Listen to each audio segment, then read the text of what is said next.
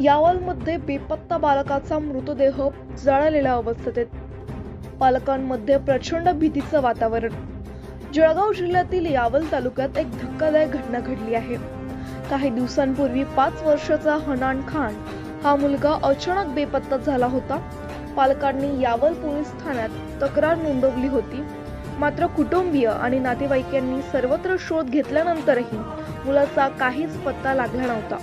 आणि आज अखेर शेजारी राहणाऱ्यांच्या बंद असलेल्या घराच्या वरच्या खोलीत त्या बालकाचा मृतदेह जळालेल्या अवस्थेत आढळून आला। ही धक्कादायक बातमी समजताच आई वडिलांचा आक्रोश झाला आणि परिसरात मोठी खळबळ उडाली आहे। या घटनेमुळे यावल शहरात परिसरातील पालकांमध्ये प्रचंड भीतीचं वातावरण पसरलं आहे। दरम्यान यावल पोलीस स्टेशनचे वरिष्ठ पोलीस निरीक्षक रंगनाथ धारबळे यांनी या घटनेचा तपास सुरू केला आहे। आपलं शहर आपली नजर, ब्युरो रिपोर्ट, नाशिक तेज। आप थोड़ा सा समझने दीजिए, शांतता बरकरार रखिए। पीछे हो जाओ, पीछे।